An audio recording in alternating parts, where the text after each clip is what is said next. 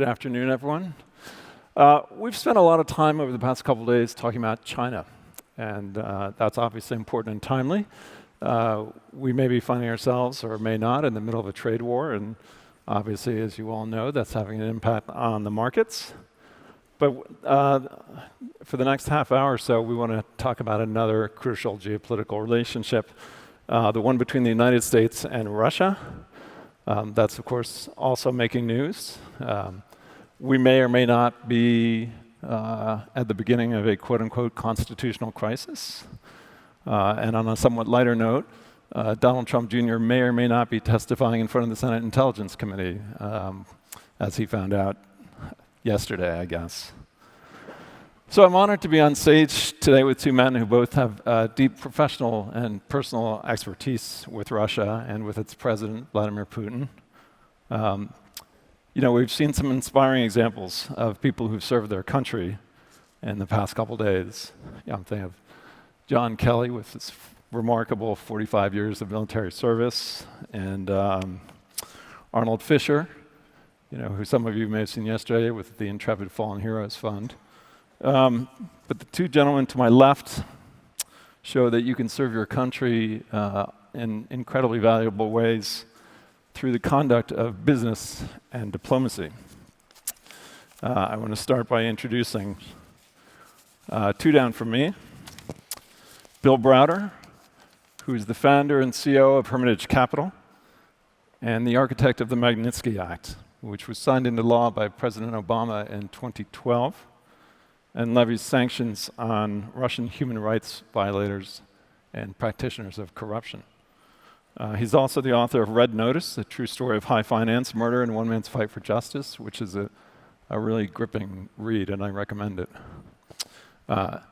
Also to my left is Ambassador Michael McFaul, a professor of political science at Stanford University who studied Russia for decades. The ambassador joined the Obama campaign in 2008 as an advisor to the candidate on Russia and was the architect of the Obama White House's Russia reset. Did you have to mention that? I did, actually. I had to write a whole book about it explaining it. No, I'm just kidding. Ambassador McFaul also served as the U.S. ambassador to Russia from 2012 and 2014. And finally, he's the author From Cold War to Hot Peace, an American ambassador in Putin's Russia, also a terrific read. So, gentlemen, you've known each other for a long time, but you also have this very interesting and unusual point of connection that thankfully fairly few people have, about 12 or so. And I'd love for you to explain that and talk about how it came about. And Bill, why don't we start with you on that? So last summer, so Mike and I have known each other for 30 years. I think. Do you remember when we first met? Because I was thinking about it. You were working for Salomon Brothers outside of the privatization office, waiting to get in, and I think I was there with some advisory group. So that was 1992, I think it was. Yes. So. Long time ago. But the most interesting for everybody on our relationship is that last summer, Trump was going to Helsinki to meet with Vladimir Putin. And he was going on a Monday, and on the Friday before the Monday, Robert Mueller issued an indictment against 12 Russian GRU officers. GRU is military intelligence. And so Putin was trying to figure out how to respond to this because he was going to be meeting with Trump. There were going to be questions asked. And the summit took place on the Monday. It was effectively a secret summit because there was a secret meeting with nobody there to actually, from the U.S. side, maybe not from the Russian side, to take notes. And then after the meeting was over, there was a press conference, and a journalist, I think from the New York Times, asked Putin, "So are you going to let the Americans, Donald Trump, have access to the 12 GRU officers?" And Putin said, "I think we will, on one condition, that President Trump allows us to have access to Bill Browder." And so Mike was in Helsinki at the time, I think working for NBC News, and thought that wow, that's pretty weird. And then he got on the plane going back to Palo Alto or wherever you were headed, and the next morning, the Russians added 11 more people to the list they wanted handed over, and Mike was at the top of that list. And so Mike and I were the two most desirable people for Vladimir Putin to get his hands on, so we share that great distinction. And Bill, what did it mean to be on that list, which, as you know, the president was considering for a hot moment? He said it was a great idea, great offer. Great idea. He said it was a great idea. He did on TV. You can look it up. He said it was a great idea, and then Sarah Sanders was asked 3 days later, "Are you going to hand over Browder and McFaul?" And she said, "Well, the president's still considering it." And it wasn't until the very next day that the Senate was having a vote on whether it was a good idea or bad idea to hand us over, and Trump got wind that the vote was going to be 98-0.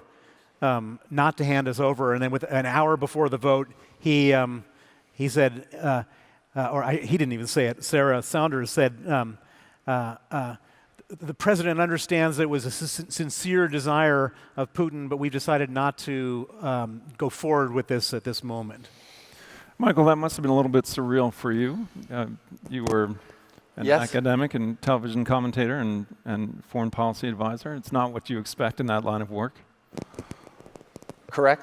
And you know, as a U.S. ambassador in Russia, at a time when tensions were really high, I experienced my personal interactions with Putin were not exactly Facebook friends.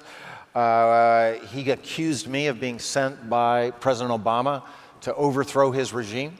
I wasn't.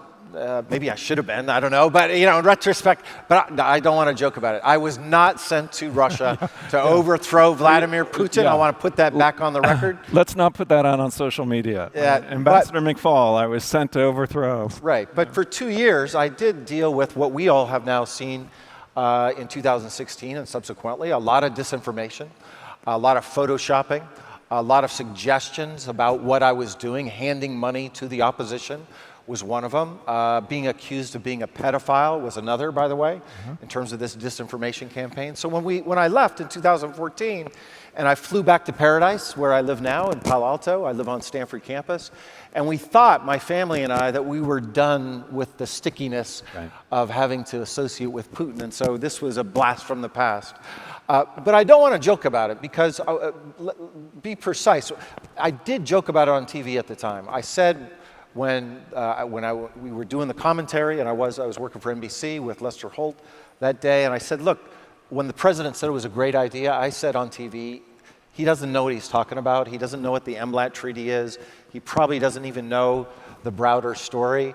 I kind of gave him a mulligan, and I said, they're going to clean this up, But, by the way, that's a good reason you should have advisors in your meetings with Putin. I used to do that for President Obama, and you should have note takers, right? So I did say that. It was only, to your point, when the White House later was still contemplating it that I was serious. And my crime, my alleged crime that they want me to interrogate me about, just to be clear, was not anything I did when I was ambassador. It was when I was working at the White House at the National Security Council, and I was the coordinator for the U.S. government response to the death of Magnitsky. And that is true. I used to see Bill from time to time. That was my crime. So, Ambassador, you mentioned the Browder story. I think we should get a little bit more of that from Bill, because you're right. Although there's something slightly humorous about it and the craziness of that moment, it's not a laughing matter, and particularly not for you, Bill. I saw recently, for the 7th time, Russia has asked Interpol to arrest you. Yep. Tell us a little bit about that story and how that came about and the implications for, frankly, your own day-to-day life. All right, so just put everything in context. So why is Putin so mad at me? Why was he mad at Mike? What's this all about? This is all about the murder of my lawyer, Sergei Magnitsky, by the Russian authorities in 2009. Sergei discovered a massive corruption scheme, a $230 million corruption scheme in which it's later been proved that Putin benefited from. He exposed it. he was arrested, tortured for 358 days, and killed in November of 2009. Since then, I've made it my life's work to get justice for Sergei, and that has resulted in a piece of legislation called the Magnitsky Act, which imposes visa sanctions and asset freezes on the people who killed Magnitsky and the people who do similar types of things in Russia. Putin doesn't like that because he's got a lot of money and he does a lot of terrible things. Mike was one of the principal people inside the US government that effectively air traffic controlled. Would that be Okay, sure. I'll let you describe your role on that. Fine. And one of my allies in the US government in getting the Magnitsky Act passed. And there were about 10 other people that had something to do with the Magnitsky case. And so Putin, who hates the Magnitsky Act more than anything else out there, he made it his single largest foreign policy priority to have the Magnitsky Act repealed, started going after me and other people who were connected to it. And coming to the Interpol question, after the Magnitsky Act was passed, it was passed in November of 2012. In early of 2013, they went for their first Interpol arrest warrant for me. And Interpol has a constitution that says that you're not allowed, countries aren't allowed to do arrest warrants for political purposes. And Interpol rejected their first request. A month later, they did their second request. Same thing. Interpol rejected their second request. Third request, fourth request, fifth request, rejected. Last summer, I was in Madrid giving evidence to a Spanish prosecutor about this crime, and I got arrested on the sixth Interpol arrest warrant in Madrid. Thankfully, they let me out very quickly. And then most recently, the EU has put together their version of the Magnitsky Act. Russia is furious, and they applied for the seventh time to have me arrested. Bill, two quick questions to follow up on that. First is, what would happen to you if you were arrested and brought back to Russia? And second, I think it's worth actually getting a little specific about why Putin hates the act quite so much. Why it seems to really drive him to this level of distraction and fury. Well, so the what would happen to me is pretty obvious. That they would get back to Russia. By the way, I've been sentenced to 18 years in prison in absentia in a Russian prison. They've accused me of murdering Sergei Magnitsky and 4 other people. So what they would do is they'd get me back there, they would torture me, they'd have me confess on television to every crime they wanted to blame me for, and then afterwards they would kill me. That's what would happen if I went back to Russia. And so obviously I try to avoid that. But it's something you still have some concern about, not necessarily the being brought back, but you do have some concern about your safety on a day-to-day basis. I'm concerned. I mean, obviously they'd love to kill me if they could outside of Russia, but they don't want to get caught killing me outside of Russia. And so far I've survived. Doesn't mean that I have an easy life, but I've got to take many precautions that I won't talk about here. And Putin's distaste for the Magnitsky Act. So the reason why Putin doesn't like the Magnitsky Act is very simple. The Magnitsky Act states that anybody involved in gross human rights abuses or anybody specifically involved in profiting from the Magnitsky case will have their assets frozen in the United States and their assets effectively frozen around the world because they get put on the Treasury sanctions list.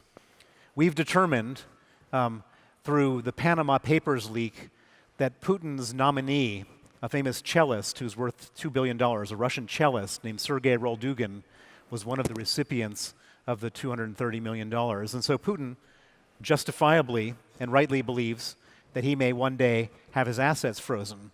And Putin is not like any other world leader. Putin is a very rich man. I estimate he's worth $200 billion, and he keeps all that money offshore. And his whole raison d'etre as a president has been to steal as much money as he could from the Russian people. And so I, just me, have through this process, have put his own raison d'etre, his own personal fortune at risk with the Magnitsky Act. Ambassador, last Friday, I think it was, President Trump had an hour, 90-minute phone call with President Putin. Nobody else was there, apparently, except presumably an interpreter.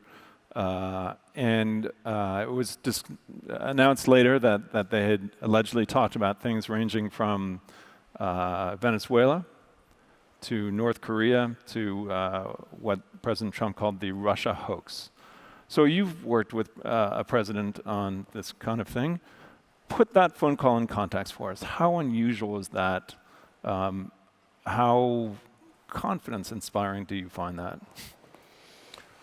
Well, there's the mechanics of phone calls and the readouts, and then there's the substance. I want to talk about both. So I worked at the White House for 3 years, so every time President Obama called Medvedev or Putin, President Medvedev or Prime Minister Putin, we would do a series of things. One, we would write a briefing paper and write out talking points. Not so sure that's being done anymore. Two, we would then do the pre-brief. I would go in to see the president and talk through, and we would define what are the objectives of this phone call, very concretely. Because if you don't have an objective, why are you talking? Like, presidential time is very, very valuable. Three, he would then get on the phone, and I would get on the phone where next to the couches, if you've seen the Oval Office, President Obama would be at his desk, and I would be over on the other line. I speak Russian. There was a translator, of course, in the White House Situation Room, but if there were troubles, I would jump up. And the worst day I had working at the White House one day was when we had screwed something up, and I got a great photo. Pete Souza took this great photo of me standing over the president, giving him instructions, but it was a really bad day in terms of policy. Three, the next thing, there would be a transcript of that call. The White House Situation Room would transcribe it, and then we collectively would decide who would be read into it, because it's really hard to work on the administration if you don't know what your leader is saying in these phone calls, right? So the Secretary of State, Secretary of Defense would usually get that. And then the last thing, I would do this always, you write up a readout of the call, and you try to frame the readout to achieve your objectives. So in this call, I don't know if there was anybody on the call or not, by the way. We don't know for sure. We do know that there was no readout. That in itself is unusual, isn't it? Good point. But there was no readout of the call, except for what the president said, and that gets me to the second part. The president's readout was everything's great, we got along, Putin's not interested in being involved in Venezuela, and I look forward to, getting together with him, and he's got this fixation on becoming Putin's friend. There's a lot of things that President Trump is inconsistent about. This is one thing that he's extremely consistent about.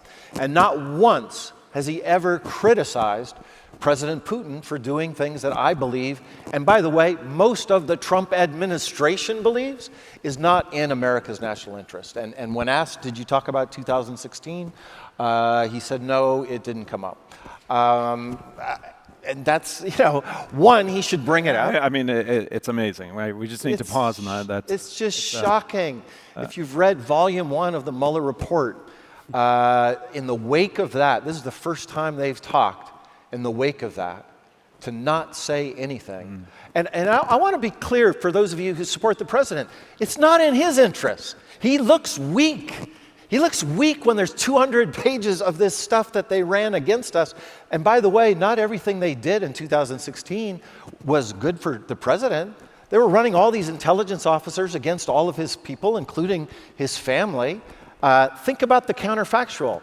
Think about had Russia done nothing in 2016, how much better off President Trump would be today. All of that muck, that's what they do. That's called counterintelligence. When they're handing you something good, they're also trying to bring you down. And that was the strategy. So what's your explanation for that? Is it just the obsession with the strongman, or are you someone who still believes that although the Mueller report may have seems to have discredited the famous Steele dossier to some degree, are you a believer in that? How do you explain the behavior? I don't know We're about in the realm of psychology and guesswork. I understand. Let me say a couple of things. I don't know about the compromat, right? And maybe Bill does a lot of his own intelligence work. Maybe he knows more than I do, but I don't know about that. Here's what I would say. First, President Trump is not the first president that believes that if he could just have a personal relationship with Prime Minister X or President Y, he could move things in the right direction. But it's beyond that. But let's be clear that President Bush did that with Putin. Yeah. President Obama did that with President Medvedev. So that's one thing, because they all believe none of you diplomats can get it done. I can close a deal. And they usually are wrong about that.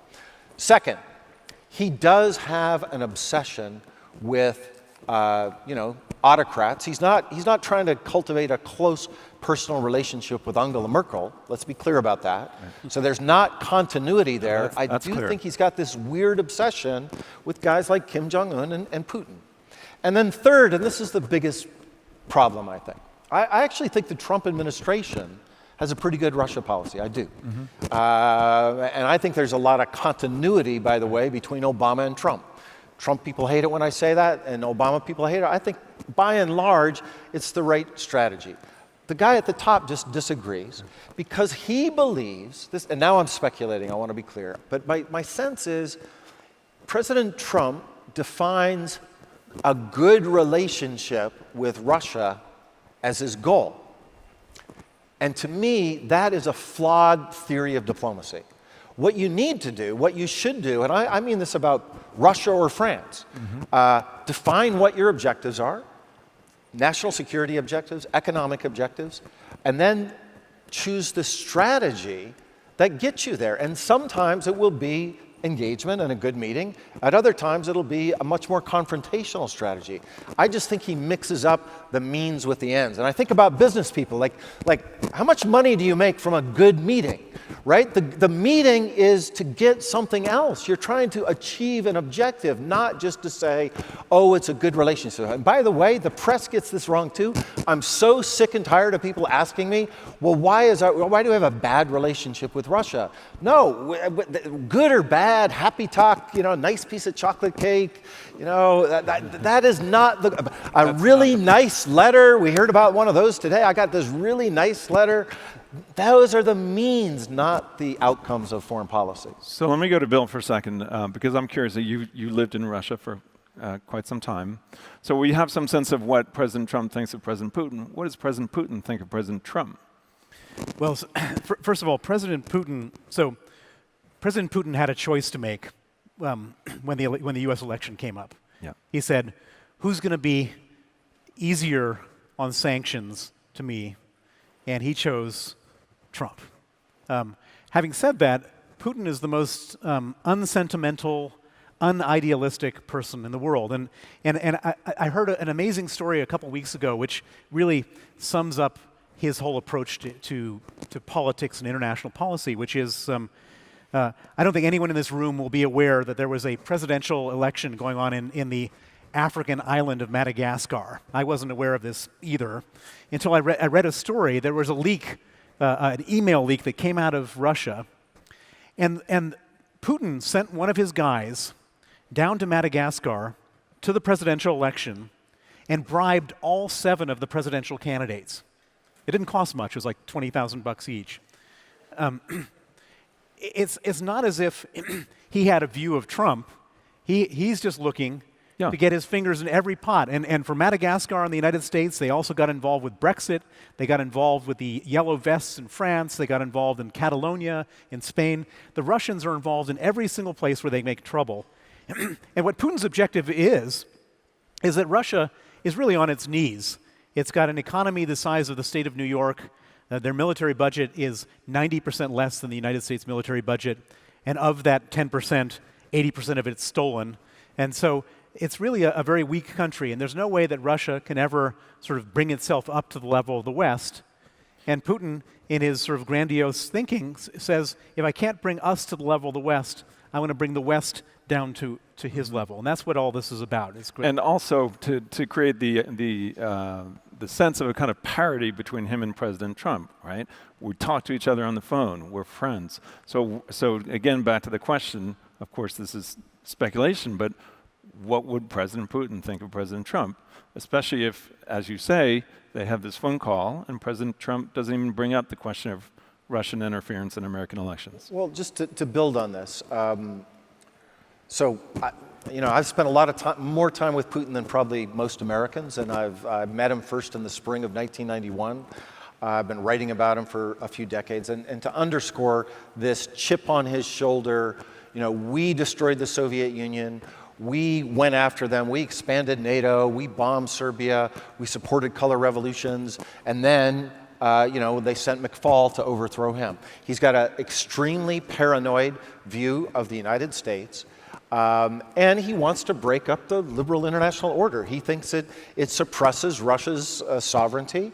And so all the things that Bill described are part of a grand strategy to do this. And it's not between states. Did you notice Bill was talking about it's within states? There is an ideological dimension to it, that he's propagating his ideas and propping up his people in an unsentimental way, but it's within states, including American society.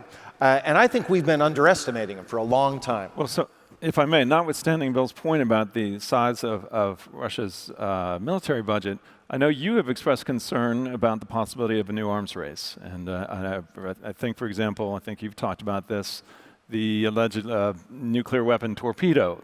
Yes, Poseidon, yes. Yeah.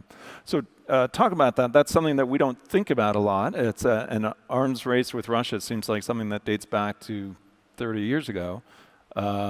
Is that really a possibility? It's not in the future, it is right now. Yeah. They've been investing in their nuclear platforms, in their missile defenses. But why do you think countries are buying their S-400s these days? Because they've gotten a lot better. And it's an important caveat to this Russia's weak. Russia's weak and today. By the way, because of Putin's policies, let's always remember that. There's nothing about history and Russia or culture that should take him this way. I think it has a lot to do with him and his regime. Maybe we'll get back to that later. There's a lot of great Russians that would be liberated in a different time. But when you run, there's no debate about guns and butter in Russia. Right. By the way, we don't do very good on that debate either. It's pretty much, we need 800 billion. Okay, 800 billion. We don't, even democracies, it's hard to debate about defense because we're all afraid of what the generals tell us. In Russia, there's no debate. So whatever resources are there, he controls and he puts them in intelligence and military and propaganda. So those three instruments, he's investing way more than we have been investing in those three. So, Bill, you mentioned to me the fact that from Putin's perspective, it's essentially inconceivable that he can lose power, right? That very bad things will happen to him if that's the case. Can you talk about that and its implications on foreign policy going forward? Because how can things improve? I mean, I think we all feel like they should. It would be a good thing for that to happen. But right now, it's hard to see how that does happen. Yeah, so Putin does, there's never going to be a Putin presidential library that he can retire to. That's just not in the cards. Putin, as I said, during his tenure, he's stolen $200 billion from the Russian state and Russian people. The 1,000 people around him, if you add it all up, including his stolen money, is about $1 trillion. That money should have been spent on health care, on education, on roads, on public services. It's been completely stolen. And as a result, people are grumbling. And you can't. And in theory, they have a democracy in Russia where everyone goes and votes. It's a democracy which doesn't really exist, but people expect it to exist. And so Putin has to take this anger that's been created by stealing all this money and redirect the anger. And so how do you do that? You get people to be angry at somebody else, you start a war. Who do they start a war with? Ukraine. There's no reason for this Ukrainian war other than to create a massive thing for people to be angry about and to people to be patriotic about. That's what Syria is all about. And it's not to, and if Putin were to lose power, what would happen to him? First, he would be arrested, his money would be taken away, and he'd probably be killed. And so from Putin's perspective, staying in power is the only objective. In order to stay in power, he's got to do these terrible things outside of the country. And to do these terrible things outside the country has nothing to do with us. It has to do with his own weakness and his own feeling of insecurity. And therefore, it doesn't matter whether we're nice to him or mean to him on the phone in a summit. Sure. It's all about him being scared of his own. So very quickly, how can things get better? Things aren't going to get better. Things are not going to get better. That's it. Well, hold on. You just made the mistake. I want you to correct. Yeah, fair enough. Why is the goal to get better? Yes. The goal should be to control nuclear weapons. The goal should be to contain Russia from threatening our NATO allies. The goal should be to make Ukrainian democracy succeed. Tangible results. Tangible results. And you know, I'm a long-term optimistic, short-term pessimist. I want you to remember that Putin and Russia are not the same thing. Do not believe, remember, I always like to remind people about when you read those opinion polls that are put in our press, first of all, 4 of the 5 companies are controlled by the state. Second of all, the entire place it's a police state where everything's listened to. I remember when my wife and I showed up for our first briefing as ambassador, an ambassadress, that's what we called her. We got our briefing about diplomacy, but then we got our security briefing, and we went into this room. If you've ever seen Get Smart, we had to go into like 5 rooms, and our security guy said, if you guys ever need to have a marital conversation, we want you to have it in this room. And we looked at each other like, what do you mean? And he said, because every movement you make, everything you say in Spaso House is recorded. So remember that, if you're Natasha out in Vladivostok and Vladimir from Moscow calls you and says, what do you think of Putin? There's only one rational answer to that, folks. And don't believe that the support is as strong as those numbers might suggest. Gentlemen, I want to thank you both for your conversation and also to thank you again for your service. We appreciate it. Thank you so much. Thank you. It was fun.